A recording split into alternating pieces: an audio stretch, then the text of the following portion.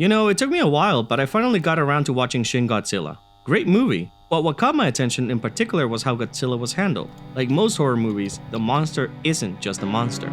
Godzilla is akin to a natural disaster. The whole movie is a political drama about a nation dealing with a national emergency. But this creates an interesting contrast with Godzilla Minus One. Godzilla in it, while not necessarily conscious, isn't a mindless walking disaster either. These two movies I will always recommend, even if you're not a fan of Godzilla or monster movies in general, because these movies are not about the monster. They do what cinema does best, explore human pains and horrors through the fantastical. True works of modern cinema. The Five Nights at Freddy's movies are not that. I originally wrote this the day after the Five Nights at Freddy's 2 movie premiered, and since then, it's been having a fun reception. Audiences love it, sorta. Critics hate it. Am I surprised by any of it? Not at all. Unlike other video game IPs, I think FNAF is a franchise with a very particular audience which is not apparent from its seemingly ubiquitous popularity. For franchises like Mario, Sonic, and Minecraft, the appeal is much more apparent. So even as a non-fan, it is easier to understand why someone might enjoy it. The appeal of FNAF is much more esoteric, as the series is shrouded in mystery, cryptic, and extremely convoluted. What's more, that in itself is the appeal. The fact that the entire foundation of this franchise is built on pure speculation is not a bug, but a feature in this wacky murder mystery.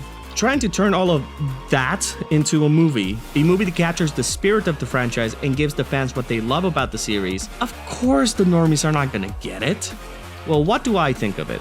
I like the first movie, and I think the second one is an improvement over the first. Would I recommend it? Well, it's complicated. I'll talk mainly about the second movie since it just came out, but I think this could apply to both movies. Honestly, I'd only recommend the FNAF movies if you fall in one out of two camps. If you're a fan of the games or the franchise, you should definitely watch it. I think FNAF shamelessly commits to its bit.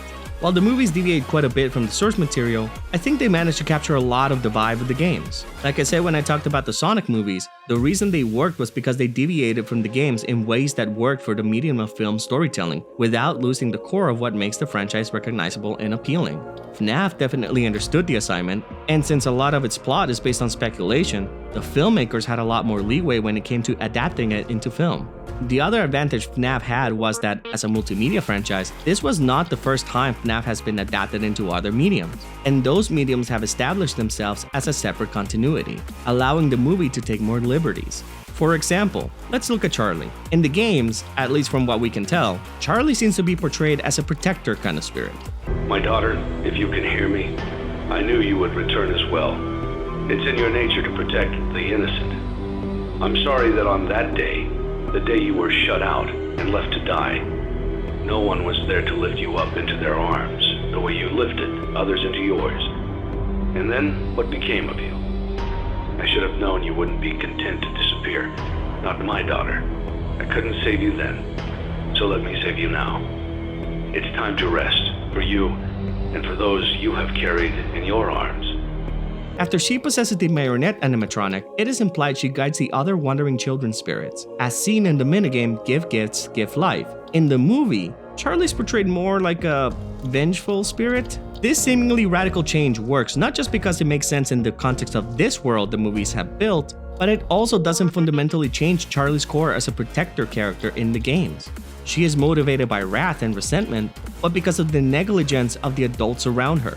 While she is the antagonist of this movie, there is a pathway for her character to transform into someone that more closely resembles the Charlie we see in the games. This one in particular is interesting because the characterization was a controversial one since, at a glance, it seems to contradict the fandom's image of her character. However, not only does this portrayal doesn't necessarily contradict any characterization from the games as mentioned before, but it's not like the marionette was harmless in the games either. I don't hate you, but you need to stay out of my way.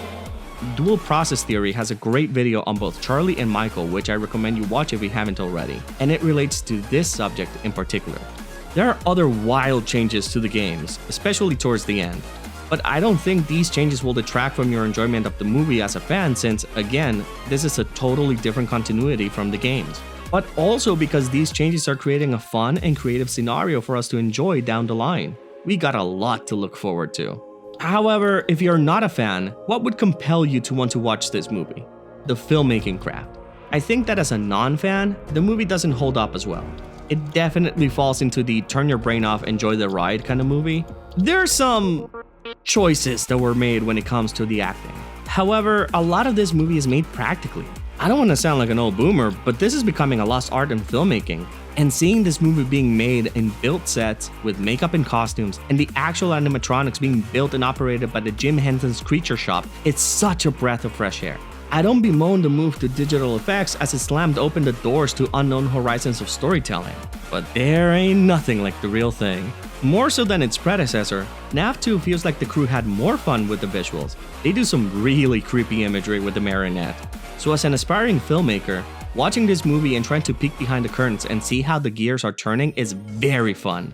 I know this is not much of an incentive if you don't really care about how the sausage is made, but the craft work of FNAF is not something I see people talk about much, which is a disservice to both movies and the people who worked on those movies.